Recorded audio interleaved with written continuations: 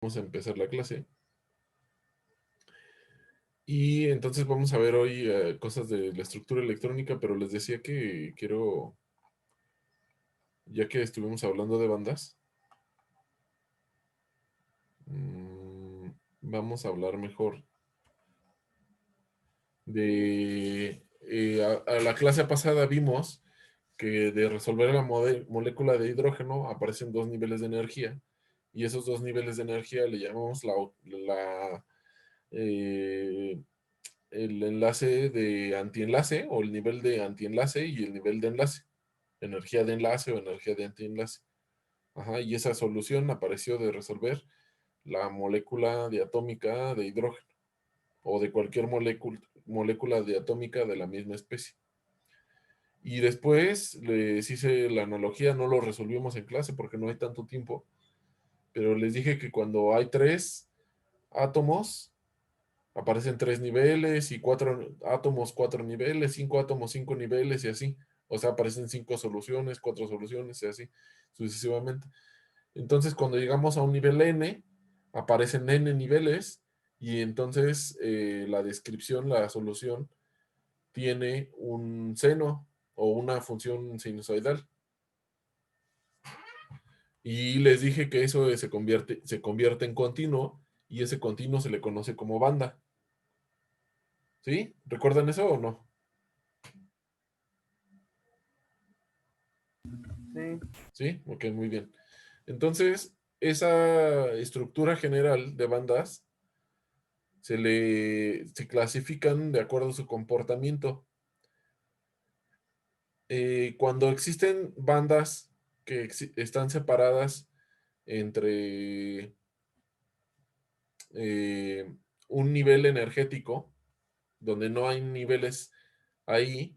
¿Por qué no hay niveles? Porque quedamos que todo el mundo microscópico es cuántico y hay niveles que no pueden estar ocupados. Entonces, cuando existe una separación entre las dos bandas, a la banda de la de menor energía se le conoce como la banda de valencia y a la banda de mayor energía se le conoce como la banda de conducción. Cuando esa separación es alrededor de, aquí dice 9 electronvolts, pero en realidad no es muy homogénea esa definición. En algunos lados es cuando algunas personas dicen que cuando es más de 3 electronvolts y a otras simplemente con que tenga una brecha separadora de energía, a eso se le llama aislante. Pero en general esa brecha es grande. Cuando la brecha es grande, alrededor de 9 electronvolts, entonces eso se le llama un aislante. Cuando la brecha que existe entre la banda de valencia y la banda de conducción es pequeña, a eso se le conoce como un semiconductor. Pero les repito, en muchos textos, muchas personas le dicen a esto también, esto es un aislante. ¿Por qué? Porque existe una brecha. Si existe una brecha, se puede decir es un aislante. Pero en otro ambiente a veces dicen, es un semiconductor, o sea, hay distinción entre semiconductor o aislante. Y dicen, ese es un semiconductor si tiene una brecha menor a un electronvolt. Ujú. Si es una brecha menor a un electronvolt, es un semiconductor. De ahí en fuera es un aislante. Ujú. También hay semiconductores le llaman narrow gap semiconductor, o sea, semiconductor con brecha estrecha. Eso significaría que el gap ahí es de menos de 100.000 electronvolts, de hecho. A eso se le llama narrow gap semiconductor. Y luego existe la situación en que esas bandas se traslapen. Y cuando esas bandas se traslapen, cuando están unidas, a eso se le llama un conductor. Eso sí se le conoce como un conductor. Ahora, este modelo que les estoy presentando de bandas, pues es para una cadena en una dimensión nada más. Ujú. No es un modelo de juguete, digamos, un modelo muy teórico, porque las bandas en realidad no son así. Entonces, lo que vamos a ver hoy es cómo son esas bandas.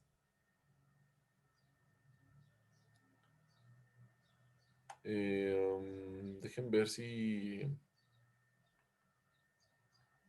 Bueno, sí, vamos a empezar desde acá. Entonces resulta primero que quiero describir algo que se llama la celda de Wigner-Seitz. Wigner y Seitz eran dos personas, son apellidos. Y esa celda de Wigner-Seitz se construye en el espacio real, ah, uniendo los puntos que representan átomos, tomando la distancia media que existe entre esos dos átomos y escribiendo un plano que sea ortogonal a esa distancia media. Entonces, la distancia media son estas líneas azules y el plano ortogonal son estas líneas, estos planos rojos. Entonces, la celda de Wigner-Seitz es lo que se encuentra contenido dentro de esos planos formados por los planos de la mediatriz. ¿Hay alguna duda?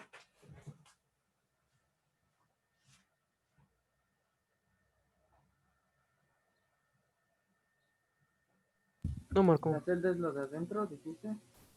Lo de adentro sería la celda de Wigner-Seitz, lo que se encuentra aquí.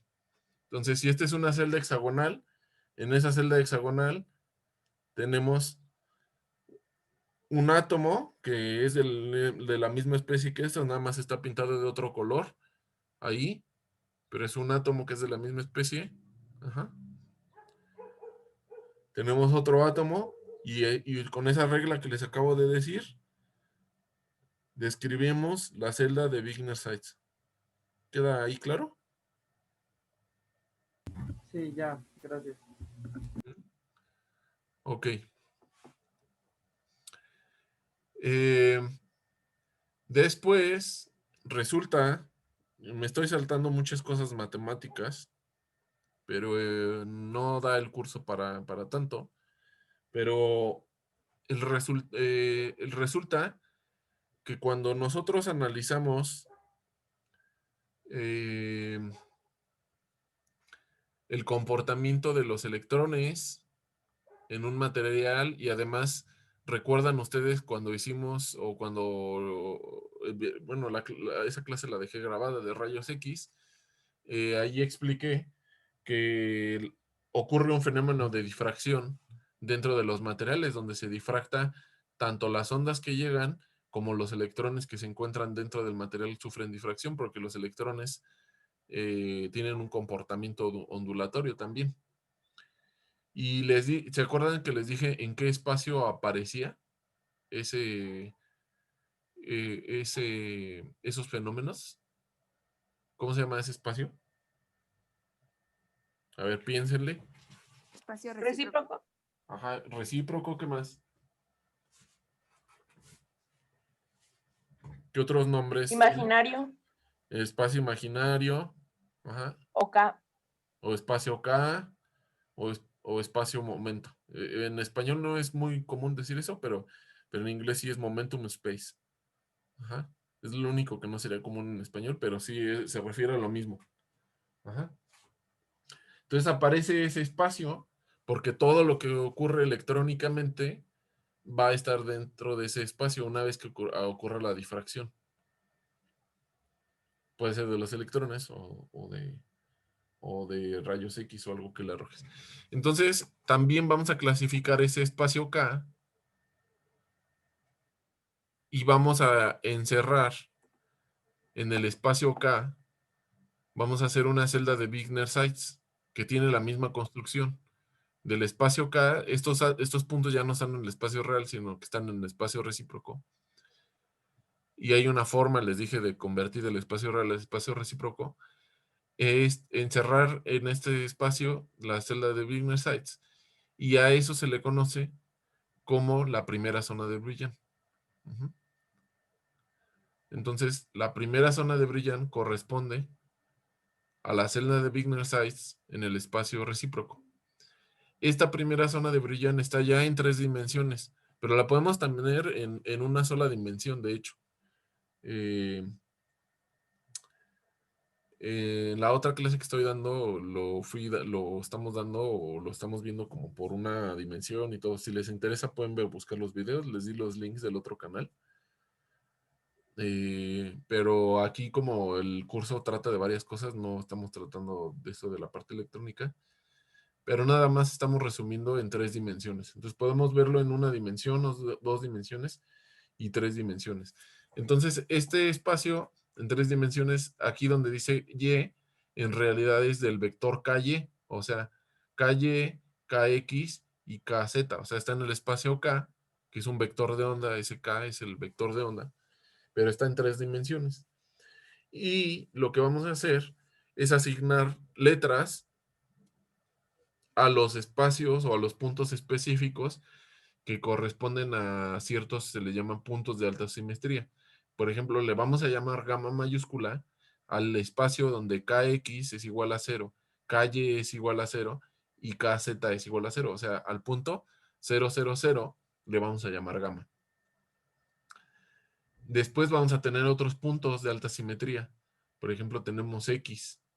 En este caso, para la red recíproca, esta es una FCC, esta es la primera zona de Brillouin, recordamos.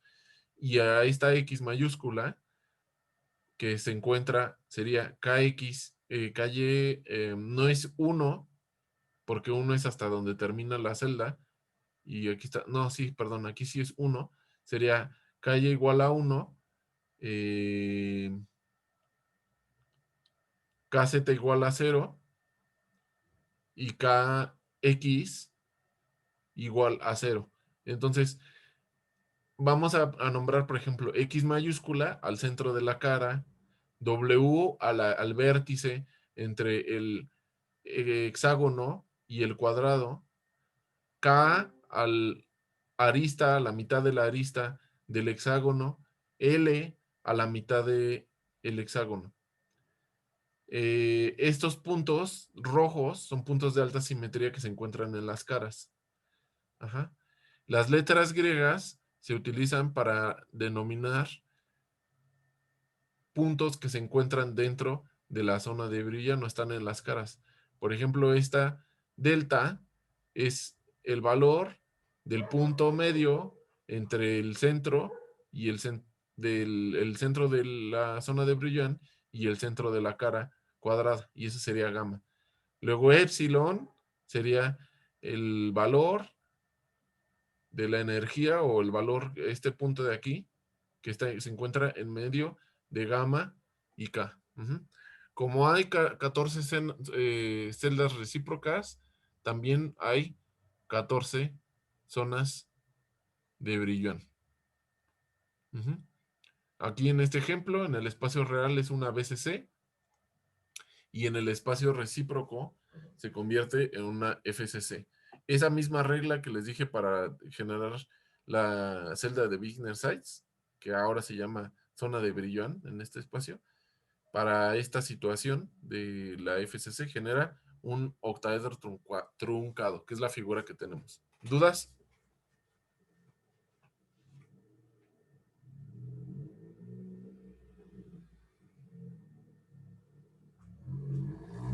¿Todo súper bien? Sí, todo bien. Qué bueno. Entonces, como les dije, hay 14 zonas de Brillouin y hay diferentes tipos de estructuras y diferentes tipos de octaedros o poliedros que se pueden generar. Entonces, como se generan diferentes, cada una de ellas va a tener diferentes puntos de alta simetría. Entonces, podemos tener gamma, que siempre es el centro, siempre va a ser siempre, siempre, siempre, siempre, van a tener gamma es igual a 0, 0, 0 en cualquier figura. Pero después podemos tener para una cúbica simple, podemos tener otros puntos de alta simetría, donde se denomina M al centro de una orilla, R a una esquina, X al centro de una cara. Aparecen otros, por ejemplo, para la cúbica centrada en las caras, aparece K, aparece L, aparece U, aparece W, según la simetría o la figura que tengamos en el espacio recíproco. Para una cúbica centrada en el cuerpo, pues tenemos H, tenemos N y tenemos P. Ajá.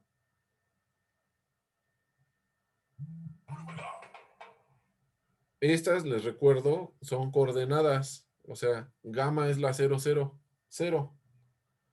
Y las otras también tienen sus valores. M y R, todos tienen valores de KX, KY, KZ. Ajá.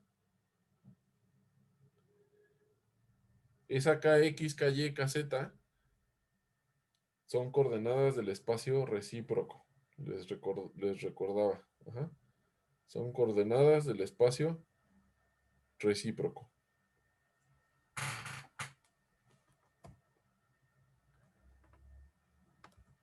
Entonces vamos a ver un ejemplo de la cloruro de sodio. El cloruro de sodio tiene esta estructura cristalina. ¿Me pueden decir cuál es la estructura cristalina del cloruro de sodio? ¿Sería cúbica qué? ¿Qué tipo de cúbica?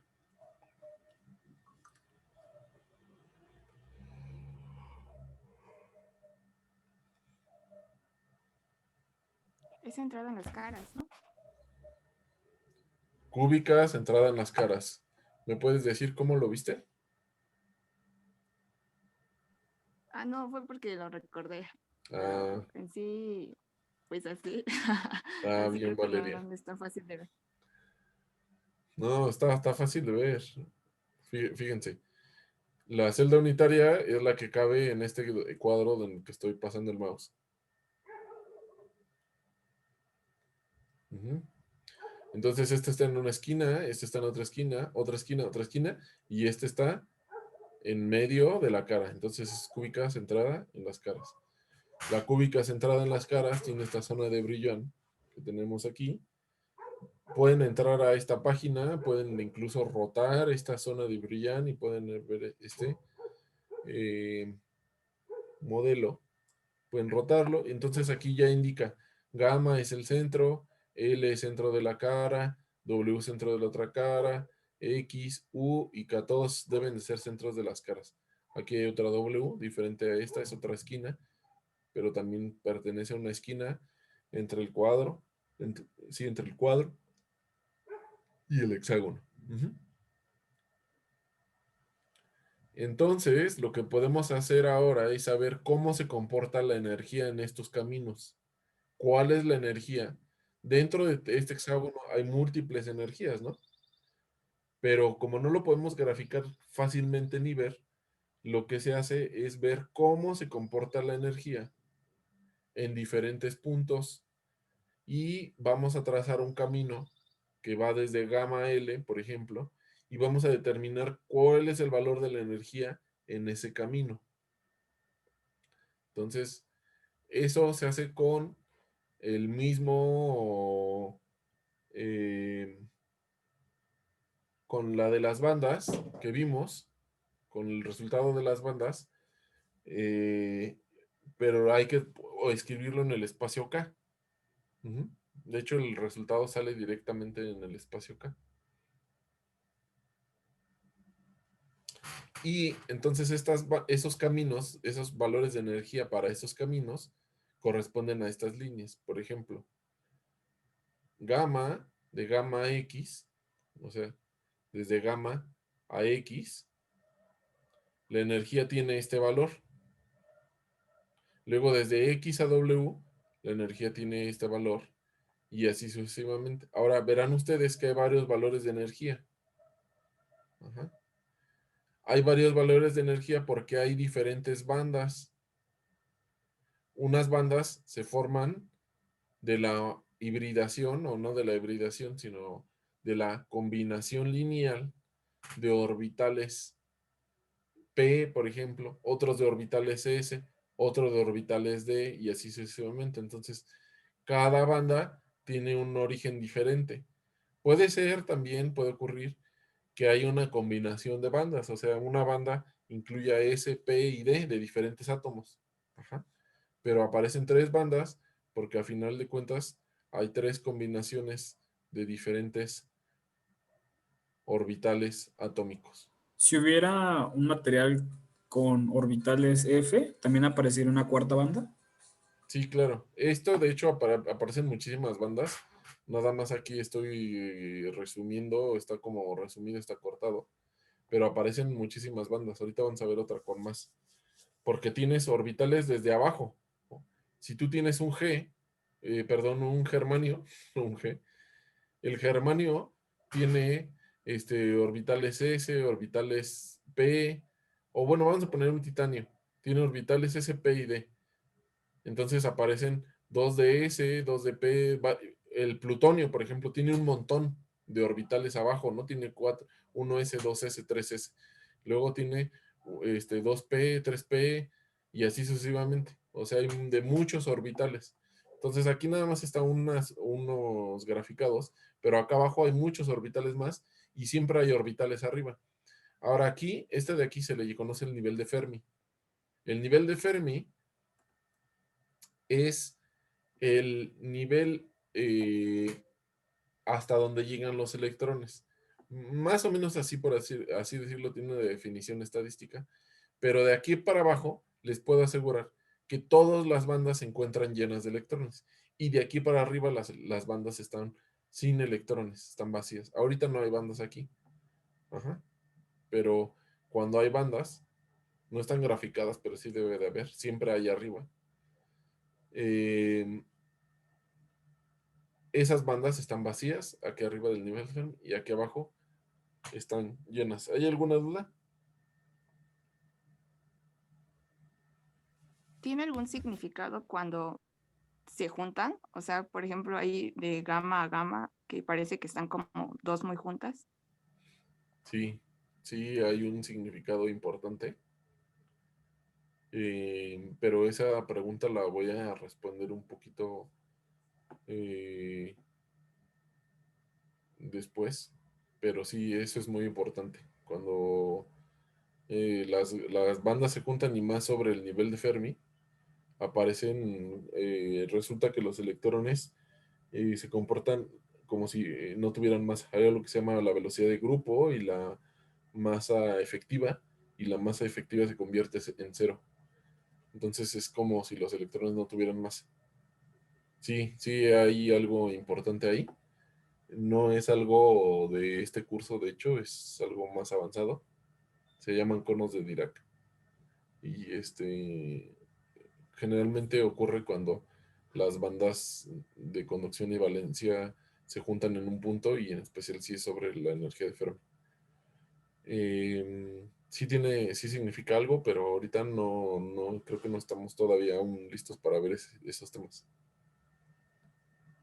Ah, ok, pero está bien, gracias. Ujú. Entonces la densidad de estado, hay otra cosa que es la densidad de estados, donde graficamos en Y la energía y en X, eh, perdón, no está bien. Aquí es la energía, aquí está la energía y en X está la densidad de estados. La densidad de estados es la suma de todos los estados que existen en esa energía.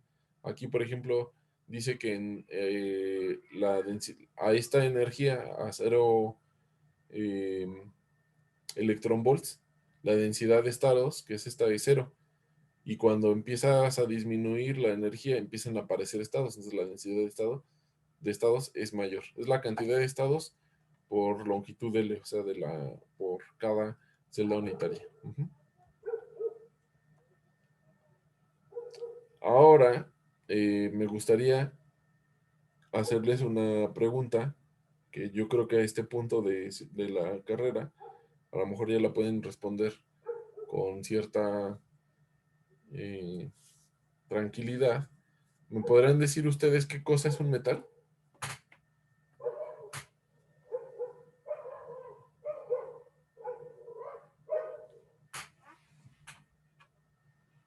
¿Qué cosa es un metal?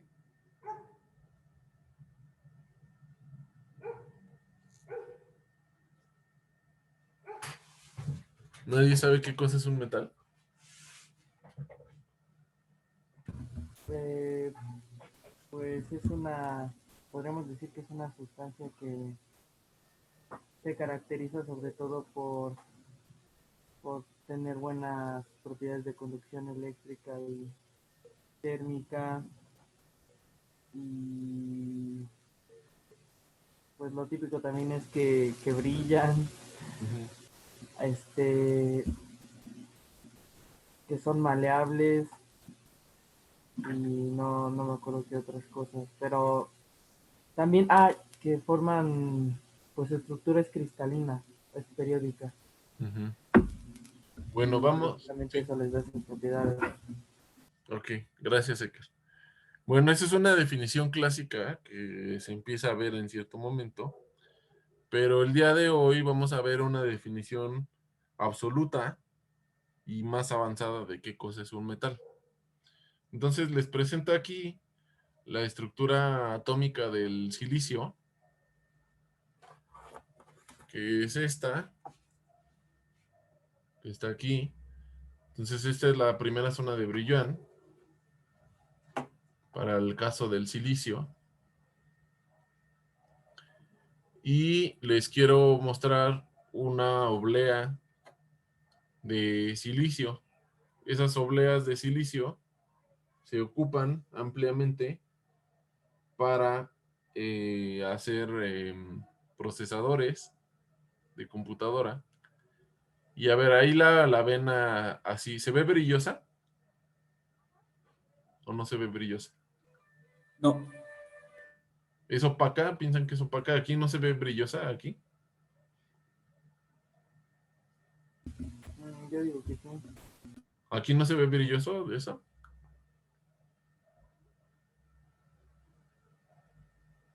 Sí, sí se ve brillosa, ¿no? ¿O no? ¿No se ve? Sí, ¿no? Yo Sí, sí pienso se que se ve. ve, yo pienso que se ve brillosa. Yo la verdad pienso que sí se ve brillosa. Ustedes ya sabrán a lo mejor que el silicio es un metal o no es un metal.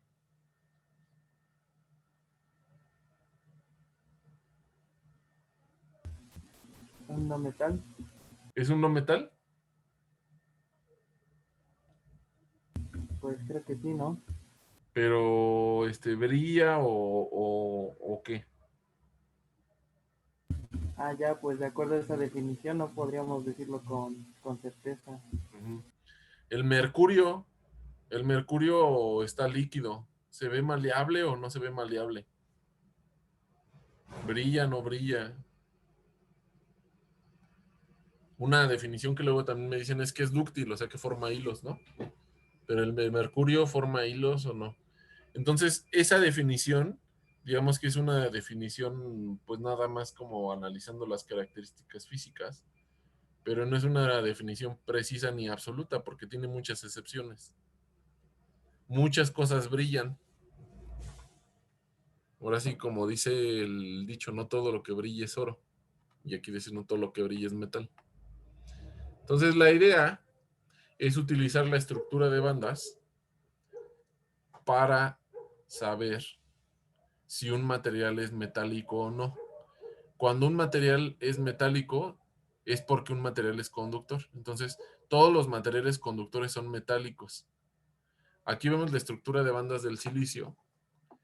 Y la parte de abajo es las bandas de... ¿Cómo se llaman las bandas que se encuentran abajo? ¿Alguien me dice? enlace. No. De Valencia. De Valencia. Ajá. Bandas de valencia. ¿Y las de arriba cómo se llaman? Las de arriba del nivel de Fermi, ¿cómo se llaman? De conducción. Entonces estas que están rojas son las bandas de conducción y las azules las bandas de valencia. Entonces, como vemos, no existe ninguna parte, ninguna banda que se encuentre traslapada con la banda superior. O sea, ninguna de valencia se encuentra traslapada con la banda de conducción. ¿Correcto? Entonces, esto es un semiconductor o nada más dicen es un aislante. Ahora, la mínima distancia de esto a lo mejor va aparte del curso, a lo mejor debería de escribirlo. Pero cuando hay una banda que se encuentra con menor energía a otra. Entonces aquí esta banda se encuentra muy cerca en energía, pero no está directamente arriba. Entonces, los electrones que se encuentran aquí con cierta excitación, suministrándoles energía, pueden pasar de esta banda de valencia a esta banda de conducción y conducir a través de esta banda que está vacía. O sea, es una carretera vacía, una carretera electrónica que está vacía. Esta no puede conducir porque está llena. Aquí está lleno de electrones, entonces no hay espacio para moverse. Pero en cuanto los electrones son excitados y se les cambia la energía a este nivel energético, se pueden transportar a través del material, se pueden mover a través del material dentro de esta banda. Ahora resulta que como este es un espacio y este es otro espacio, aparte de cambiar la energía, tiene que cambiar su ubicación física, o sea, tiene que cambiar su momento K. Se cambia el momento de los electrones cuando pasan de aquí para acá. A eso se le llama una transición secundaria. Si la transición electrónica fuera desde dentro del mismo K, o sea, no cambia el momento del vector de onda K, desde aquí hasta acá, son el mismo K, o sea, gamma sigue siendo 0, 0, 0, solamente cambia la energía. Esa es una transición directa. Entonces esta sería indirecta o secundaria, transición indirecta y transición directa.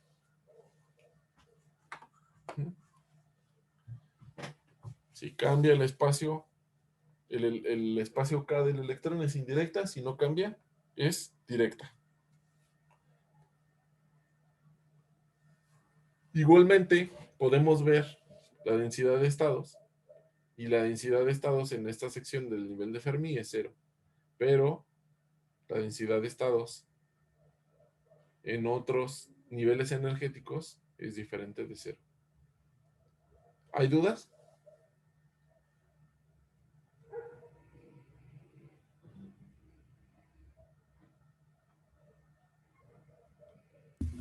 Sí, yo tengo una. Sí, dime que. Eh, bueno, no es como tal sobre esto, pero una vez recuerdo que creo que leí en un libro que también esto explicaba la conducción del calor. Pero entonces quería preguntar si es así y cómo sería. Bueno, el calor tiene dos métodos de transmisión. El primero es vibracional y el segundo método es electrónico. Entonces, si un material es metálico, de ahí puedes saber que la conducción electrónica sí se va a dar. Pero este diagrama no nos dice nada de la conducción térmica de las vibraciones de los átomos. Para eso se necesita otro donde vamos a ver fonones y se tienen que ver las bandas de vibración. O sea, estas bandas, que este diagrama de bandas es electrónico, pero hay otro diagrama similar donde puedes ver las bandas de vibración. Entonces necesitamos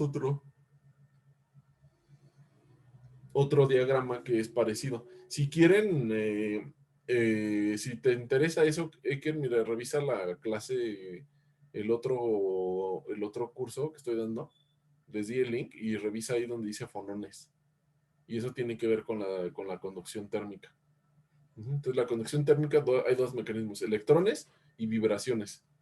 Este diagrama es de electrones solamente. Entonces, sí te va a decir si es buen conductor o no.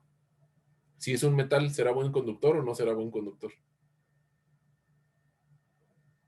Sí. Sí lo es. ¿Por qué? Porque los electrones tienen movilidad. Vamos a ver ahora otro caso. Vamos a ver el del cobre. El cobre es una estructura cristalina, es una FM3M, es una cúbica centrada en las ¿qué?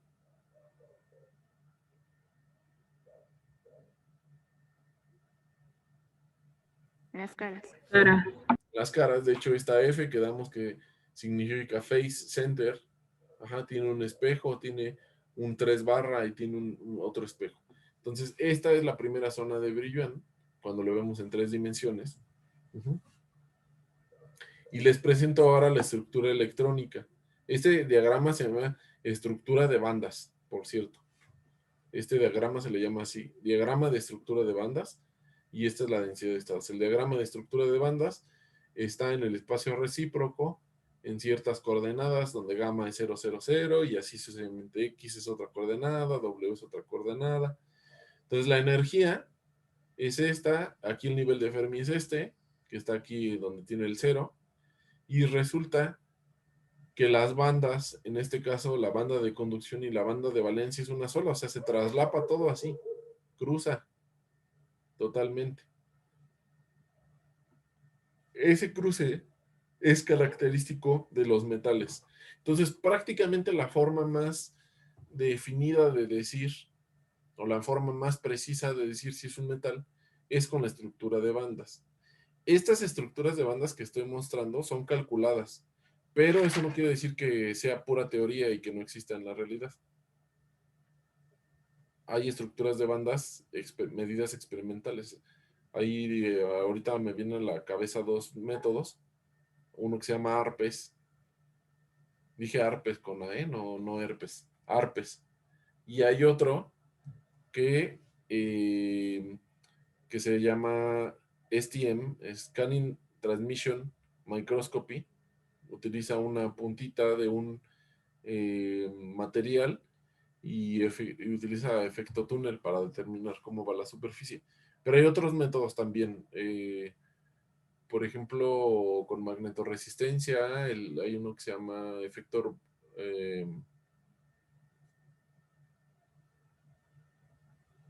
oscilaciones de Shkuvinov, algo así, no me acuerdo cómo se pronuncia. Pero hay varios métodos, ¿no? Para encontrar cómo es la estructura de bandas experimentales. Nada más que estas que puse son calculadas. ¿Hay alguna duda?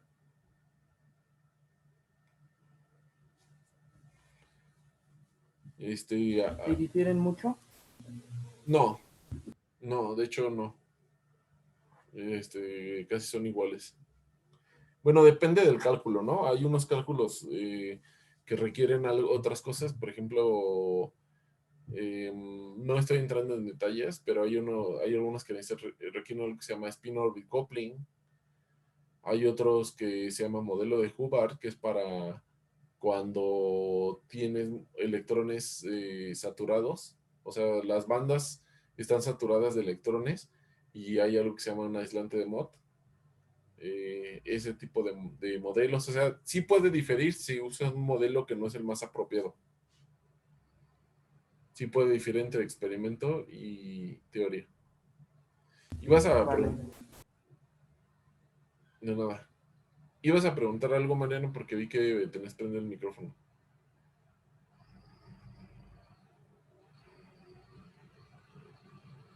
¿Yo? No. Bueno, sí tenías el micrófono prendido, por eso decía. Sí, se me activó por error. Ah, ya. En lo que le cambiaste al Netflix, le equivocaste y le diste clic. No, me recargué en el teclado, perdón. Uy, chala, ya te estás durmiendo. Este no lo vamos a ver, esto tiene que ver con lo que nos preguntó Valeria hace rato, de las conos de Dirac y eso, pero está un poco avanzado, entonces mejor hoy lo voy a omitir. Y la verdad, eso de topología, o sea, hay un curso exclusivo de topología, todo eso porque es algo un poco más avanzado y ese es el primer curso que llevan de Estados Unidos, no creo que sea muy bueno hablar de eso ahorita. Voy a regresar. Bueno, vamos a seguir con lo de los metales. Entonces, los metales, hay otra forma de describir a los metales sin utilizar mecánica cuántica. Para describir los metales, podemos utilizar un modelo que le conoce como gas de electrones. o mar de Fermi o gas de Fermi. ¿Por qué se le llama gas de Fermi? Originalmente utiliza un modelo de gas de distribución de Maxwell-Boltzmann, que es un modelo de gases libres, y considera que los electrones andan ahí dentro del material como gas, libres. Y esa es la aproximación. Y bueno, además que los electrones no chocan entre sí, eso se le conoce como los electrones independientes, solamente chocan con los núcleos. Y hay un potencial eléctrico que mantiene a los electrones dentro del metal. Ese modelo fue inicialmente descrito por alguien que se llama Drude. Entonces también se le conoce como el modelo de Drude. Este modelo de Drude no utiliza niveles cuánticos, fue antes de que apareciera la mecánica cuántica. Entonces ese es el modelo de gas de electrones, gas de Fermi, mar de electrones, todos esos nombres usan. Ajá. Entonces la idea es de que los gases, las partículas de gases, se van moviendo, y en este caso Drude se van moviendo y colisionan con algo. En este caso Drude hizo lo mismo pero para electrones, que los electrones se van moviendo dentro de los metales y colisionan con los átomos. El tiempo que pasa entre un choque y otro, eso se llama el tiempo de relajación, y el camino que recorre en promedio se llama el camino libre medio. O sea, cuál es el camino que puede recorrer sin chocar. Entonces, este modelo fue muy exitoso y lo sigue siendo, porque a pesar de que no necesita mecánica cuántica y utilizamos algo simple, que son la distribución de Maxwell-Boltzmann, se pueden explicar muchas cosas. Por ejemplo, una de ellas es esa ausencia de enlaces direccionales. Esa ausencia de enlaces direccionales hace que los metales sean maleables, o sea, los podemos doblar. Si tiene enlaces direccionales, al momento que lo doblamos, se rompe el enlace y se quiebra. Entonces no hay enlaces direccionales en los metales. Otra cosa es de que la mayoría de los metales adoptan estructuras empaquetadas, close packed, ¿cómo sería? Empaquetamientos compactos, adoptan empaquetamientos compactos porque se comportan como canicas, digamos. Por eso ese modelo que vimos de canicas es muy útil para los metales principalmente, porque tiene enlaces que no son direccionales. Además, con este modelo de Drude podemos explicar muchos fenómenos, muchas propiedades físicas, como la ley de Ohm, el efecto Hall, la magnetorresistencia, la conductividad eléctrica AC, la ley de Wiedemann-Franz y la ductilidad de los materiales.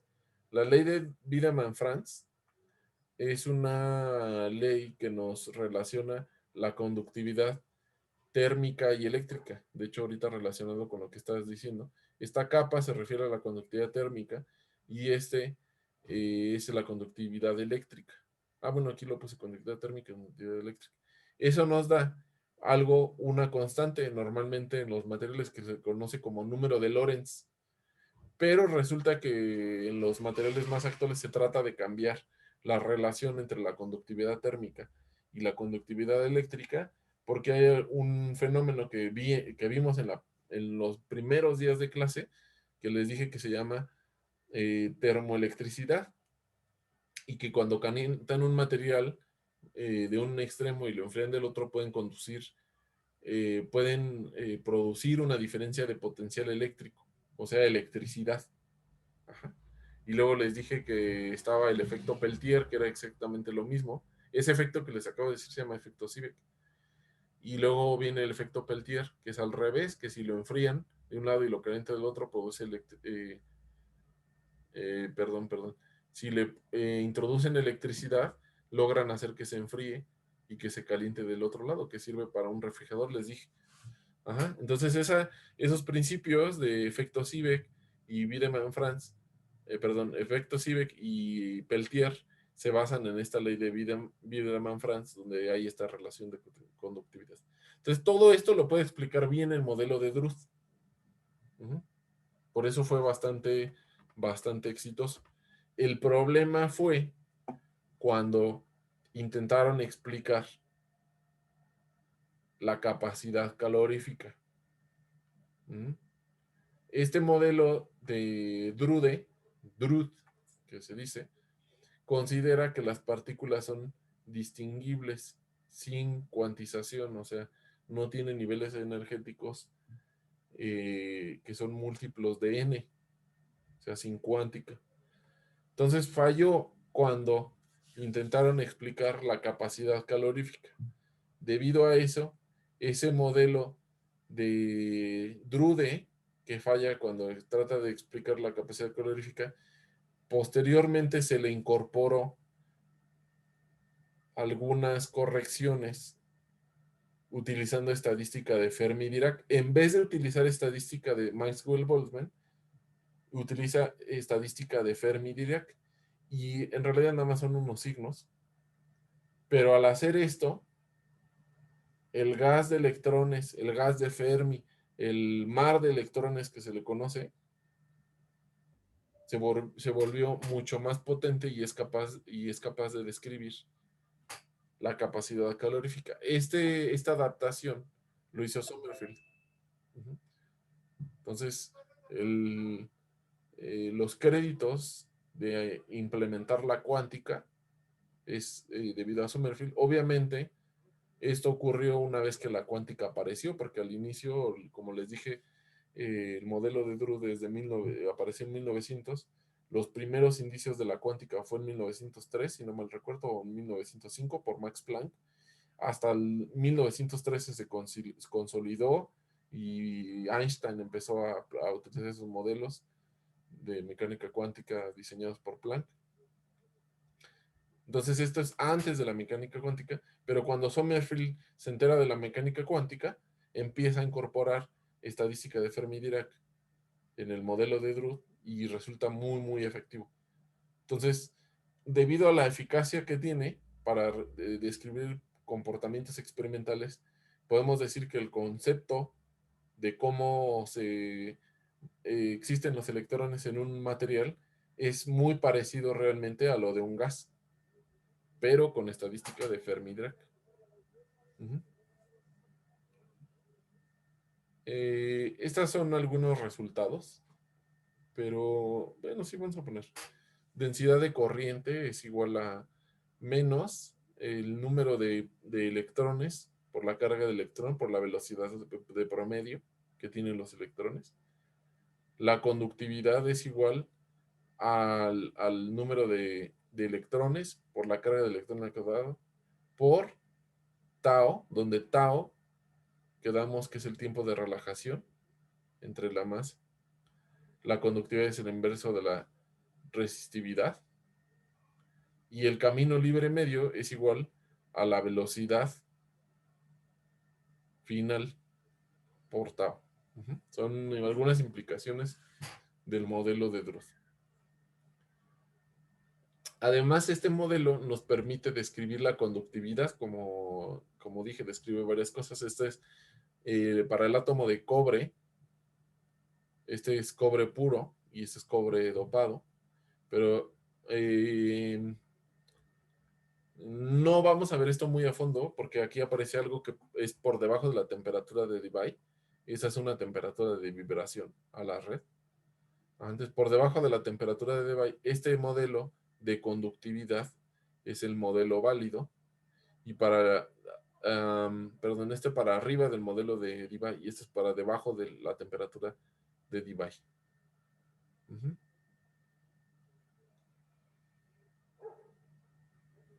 ¿Hay alguna duda?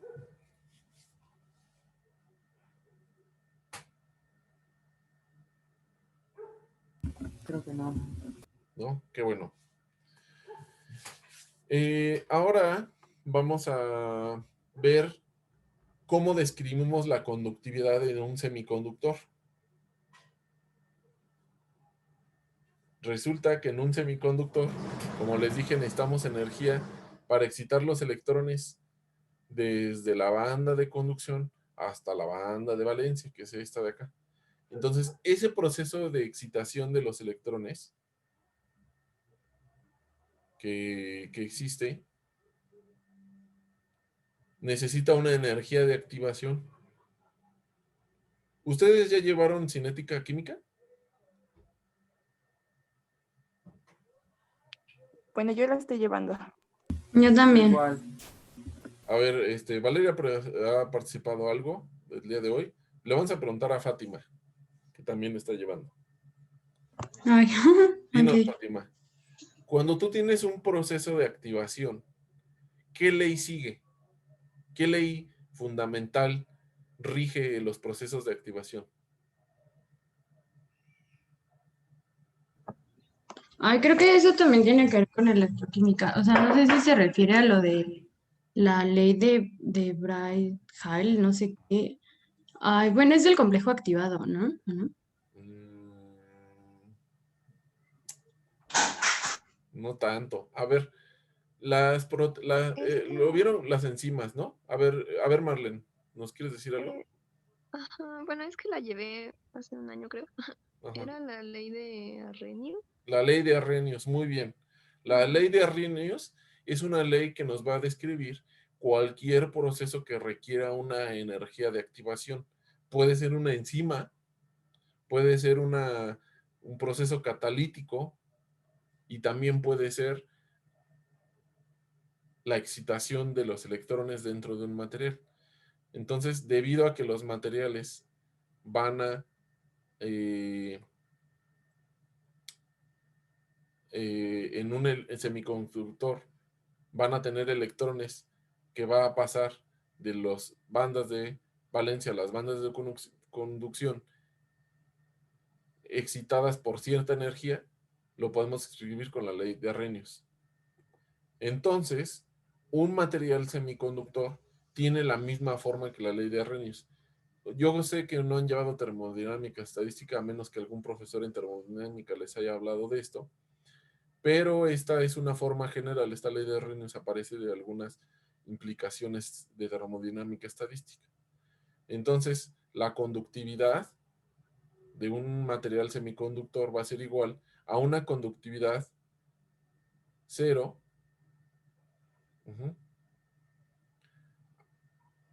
por el exponente de menos E beta, pero beta es igual a KBT. Ajá. Este 2 es depende del gap, y esta energía eje es la energía del gap. Más bien este 2, déjenme ver. Creo que este 2 no va. 2 KBT. Es que depende de si dividimos el gap en 2 o no. Pero aquí este 2, si queremos hablar desde aquí abajo hasta arriba, entonces sería sin el 2. Y si queremos hablar de la mitad del gap, o sea, hasta la mitad de la energía de Fermi, entonces le ponemos el 2. ¿Queda claro? Si hablamos desde abajo hasta, desde el abajo de la energía de la banda de valencia hasta la energía de la banda de conducción, no lleva el 2. Si hablamos solamente de que la energía del gap, esta eje, es desde aquí hasta la energía de Fermi, sí llevaría el 2. ¿Sí? Sí.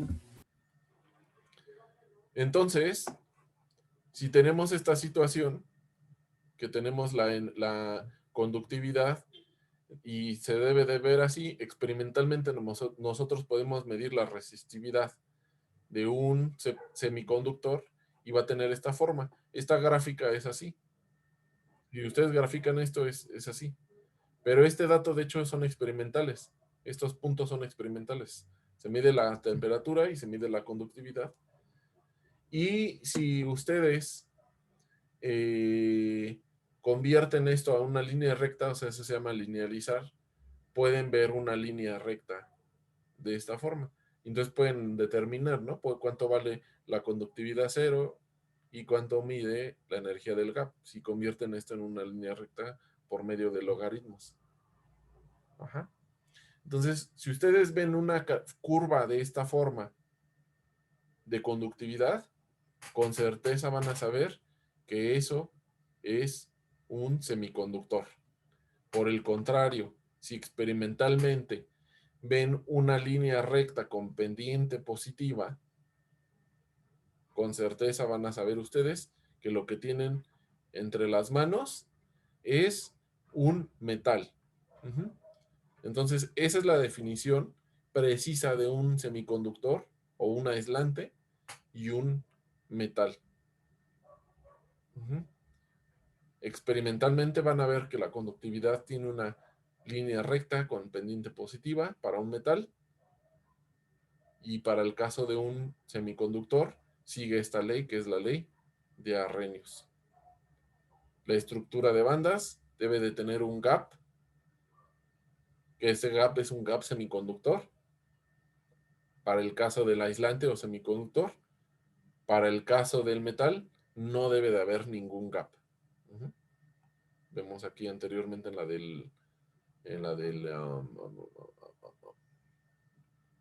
del cobre, vimos que no hay ningún gap. La banda de valencia pasa, cruza el nivel de Fermi.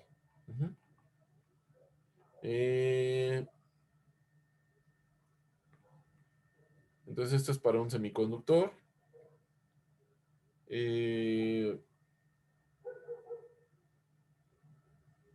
Quedan 11 minutos. Vamos a ver lo de la parte magnética. Bueno, ahí me quiero detener un poco. A lo mejor la parte magnética la vemos la siguiente semana.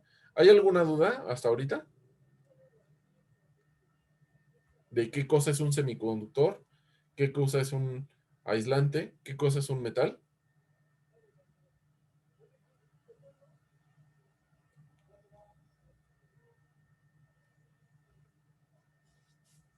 Muy bien. Quiero aclarar que hay otra cosa que se llama gap superconductor. Este no es lo mismo un gap semiconductor a un gap superconductor. Eso es totalmente diferente. Nada más para que no haya la confusión después de que es el mismo tipo de gap. Voy a hablar ahora un poco de propiedades ópticas relacionado con la estructura electrónica.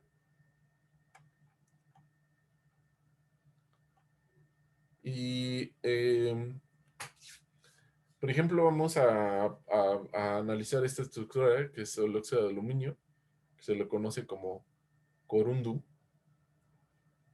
Y cuando ustedes hacen una solución sólida entre el corundum y el escolita, que es el óxido de cromo, entonces resulta que hay átomos de cromo que tienen electrones. ¿Cuál es la configuración electrónica de este aluminio? ¿Alguien me puede decir?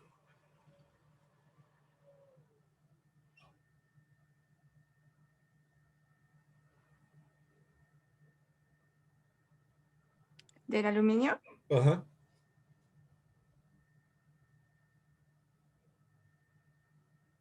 Bueno, aluminio 3 más, ¿no? Aluminio 3 más. Bueno, a ver, dime. Sí,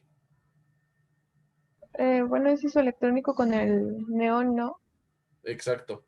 Entonces, el aluminio 3 más tiene una capa cerrada, como si fuera un gas noble. No tiene ningún electrón que compartir. De acuerdo a la teoría de bandas que acabamos de ver, si no hay electrones que compartir, ¿puede haber transiciones electrónicas? ¿No? No, pues no puede haber. Entonces, ¿de qué color va a ser el óxido de aluminio? ¿Incoloro? Incoloro, transparente. No tiene ninguna transición, porque la luz que llegue no va a excitar ningún electrón a que cambie de nivel energético. Una vez que este óxido de aluminio es dopado con cromo, ¿cuál es la configuración electrónica del cromo aquí? Cromo 3 más. 30 segundos para sacarla.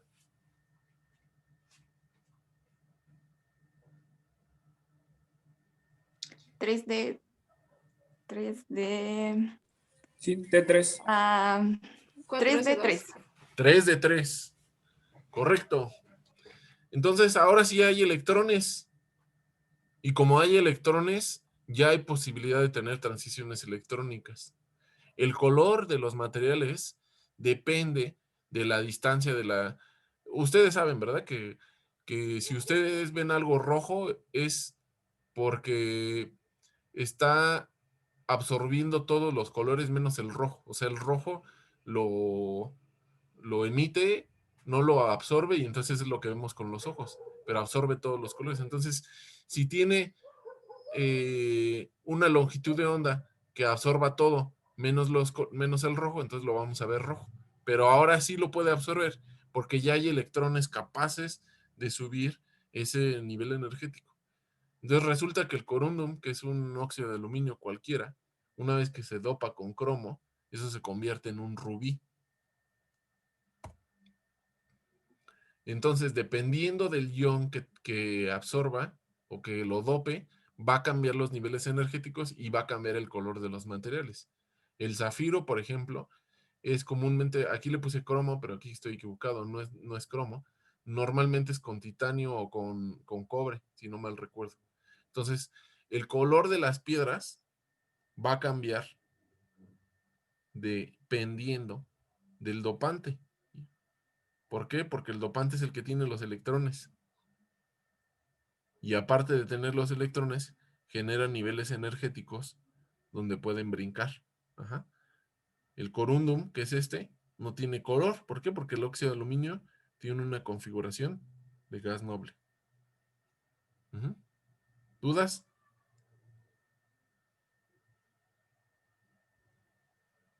¿No? ¿Nada? Muy bien. Ahora vamos a ver algo que se llama teoría de campo cristalino. Esto yo creo que ya lo han visto en otras materias, por eso lo voy a ver un poco rápido. Pero para los que no, pues quiero mencionarlo. El campo cristalino es la energía que va a tener un ion central rodeado por otros átomos. Ajá. A esto se le llama ambiente local. El ambiente local es qué energía va a tener el átomo central que está rodeado por otros átomos. Entonces, ustedes saben que los átomos pues tienen orbitales. Uh-huh. En este caso es un octaedro, se encuentra rodeado por 6, este átomo central, este catión, se encuentra rodeado por 6 átomos. Uh-huh.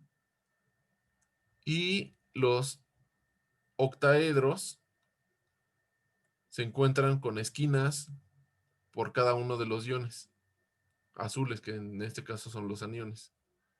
Uh-huh. Entonces, ustedes saben que los átomos pues tienen orbitales y esos orbitales se encuentran distribuidos en el espacio. Si esos orbitales se encuentran cerca de un ion, subirá o bajará la energía. ¿Qué cosa tiene el anión?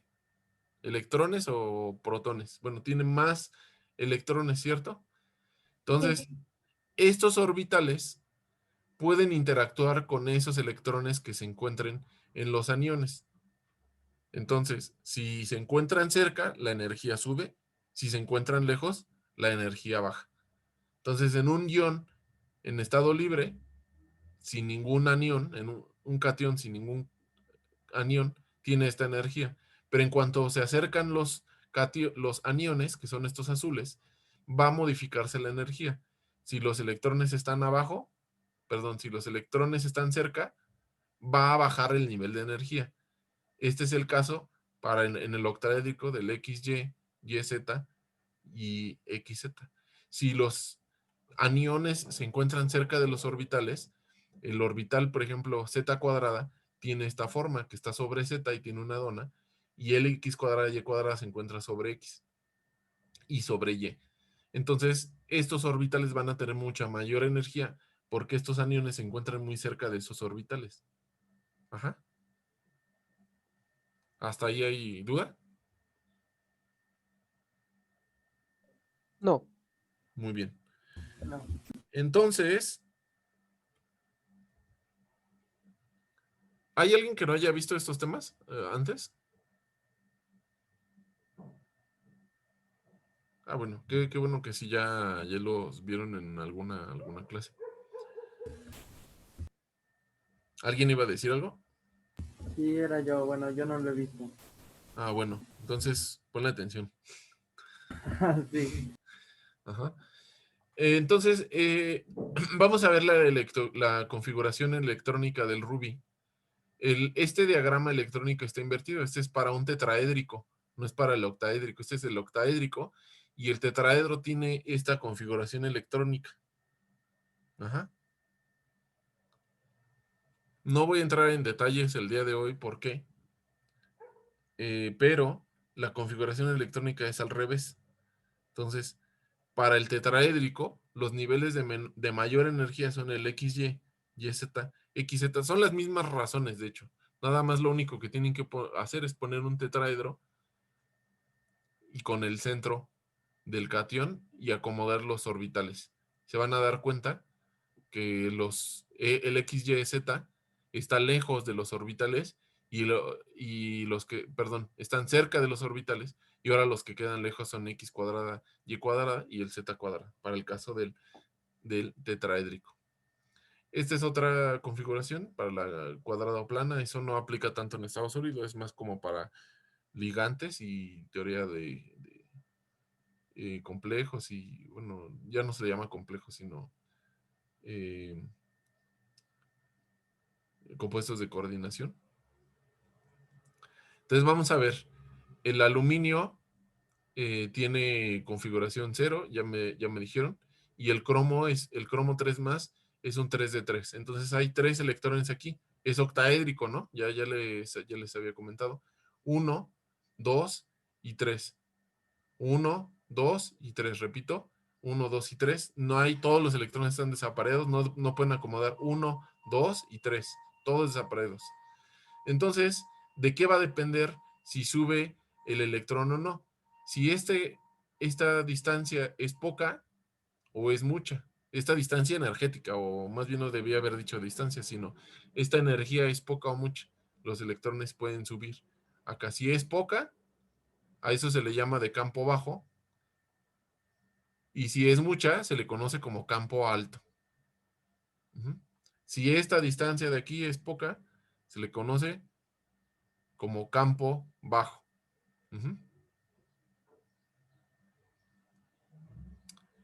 Este asunto está bastante más complejo. Yo creo que lo voy a omitir. Esto es un aislante de Mott y se convirtió después en superconductor. Nada más les voy a platicar qué pasó y los descubridores de este material y los que dieron la explicación ganaron el premio Nobel en el 86, Bernotz y Miller. De hecho, Bernotz es asesor de mi asesor de doctorado.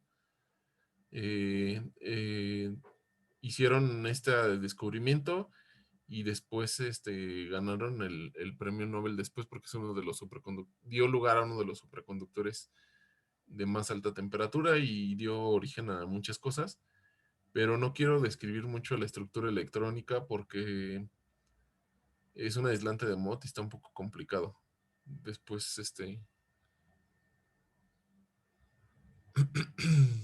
después a lo mejor si les interesa más el estado sólido, algún día lo vemos. Entonces, hay algo que se llama momento magnético. Pero déjenme ver, ¿cuánto faltan? Faltan 10 minutos. Sí, ya de una vez.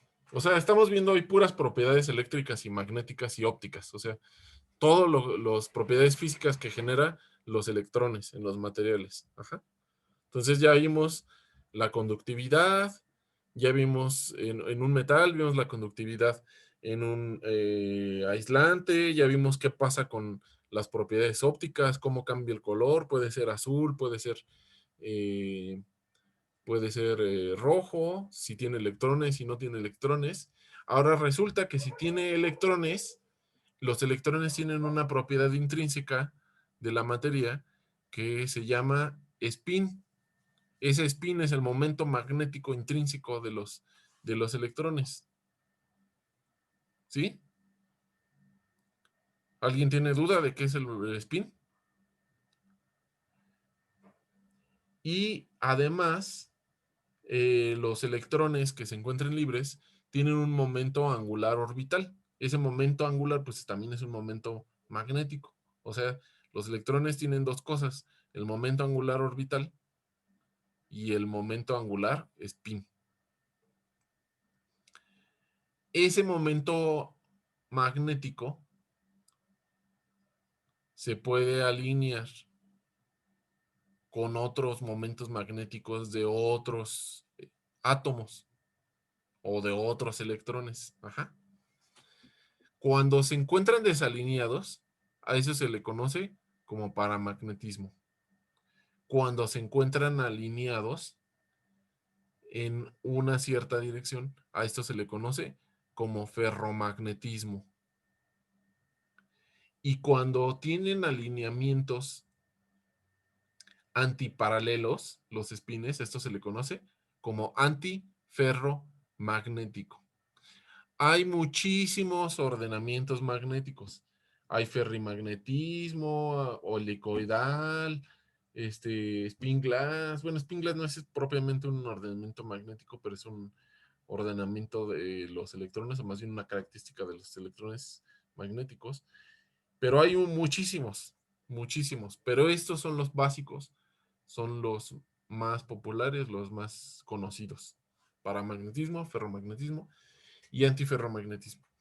Entonces hay una investigadora y un investigador que es Pierre Curie. Lo de magnetismo, según yo, está principalmente ligado a Pierre Curie, más que a Marie Curie. Y ellos descubrieron experimentalmente que la susceptibilidad magnética tiene este comportamiento con respecto a la temperatura, donde C es una constante que se le conoce como la constante de Curie. Uh-huh.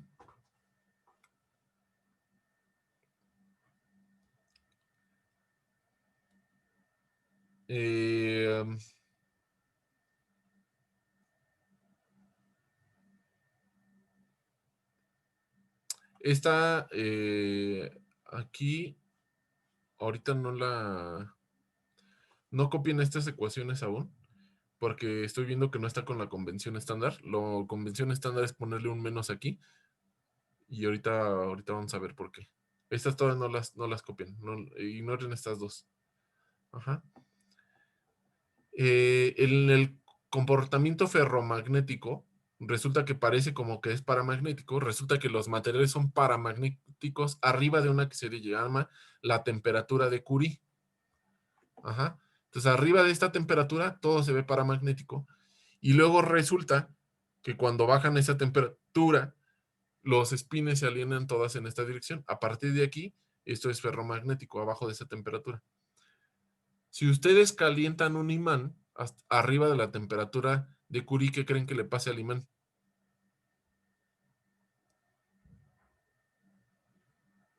Ya no va a servir, ¿no? Ya deja de ser imán y se convierte en un material paramagnético. Entonces, cuando estos espines están alineados en esta sección, están alineados porque las vibraciones térmicas no son tan altas.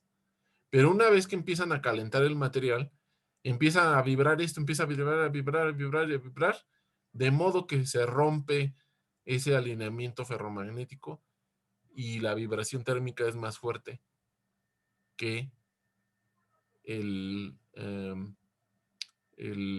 llama en la interacción de intercambio entre los espines, y dejan de estar alineados en la misma dirección. Entonces, esta temperatura se le conoce como temperatura de Curie. TC mayúscula. Curie es un apellido, entonces se escribe la C con mayúscula. Recuerden, la T va con itálica porque es una propiedad física. Esta T representa una propiedad física de la naturaleza. La C no va con itálica porque es un apellido de una persona, Curie. Ajá. Una constante. Después tenemos otro caso popular o común, que es el antiferromagnetismo, donde les dije que los espines tienen spin contrario o tienen dirección contraria, son antiparalelos, y eso ocurre de esta forma. Cuando miden la susceptibilidad magnética es una propiedad que mide el momento magnético de los electrones. Entonces bajan la temperatura y llega cierto momento en el que la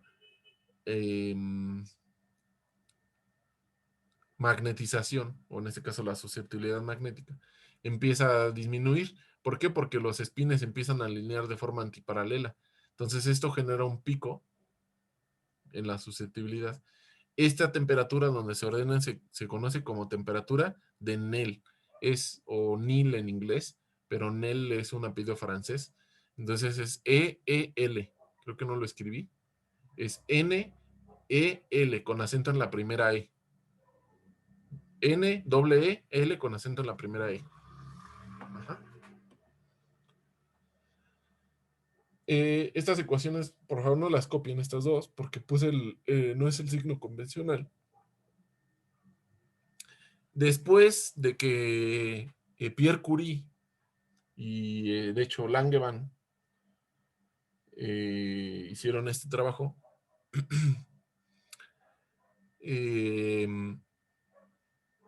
otra persona que se llamaba Weiss, que es este apellido, Weiss, mejoró el modelo y se dio cuenta que la ley fundamental o la más extendida sería esta, la ley que se llama de Curie-Weiss, el comportamiento Curie-Weiss, donde C es la constante de Curie, T es la temperatura, menos, por eso les decía que no copiaran la otra, porque normalmente se llama menos, se usa el menos, y esa es la temperatura de Weiss. Ya nos están dando la hora. Nada más quiero explicar, antes de que sigamos para la siguiente clase, que cuando esta temperatura de Weiss es negativa, resulta... bueno, primero hay que graficar. En vez de como la teníamos, la gráfica como las presenté, que sería este tipo, graficamos el inverso de la susceptibilidad respecto a la temperatura, se convierte en una línea recta. O sea, linealizar esta ecuación, acomodarla de forma que quede una línea recta. Si hacemos eso, la temperatura de Weiss queda negativa o positiva. Si resulta negativa, esto se le conoce como un antiferromagneto. Si queda positiva, esto se lo conoce como un ferromagneto. Y si queda cero, entonces se convierte en la ley de Curie. Si esto es cero, la temperatura de Weiss es cero, se convierte en la ley de Curie. Y entonces esto es un paramagneto. ¿Ok? Pues sería todo por el día de hoy. La siguiente clase les cuento unos chismes de Curie.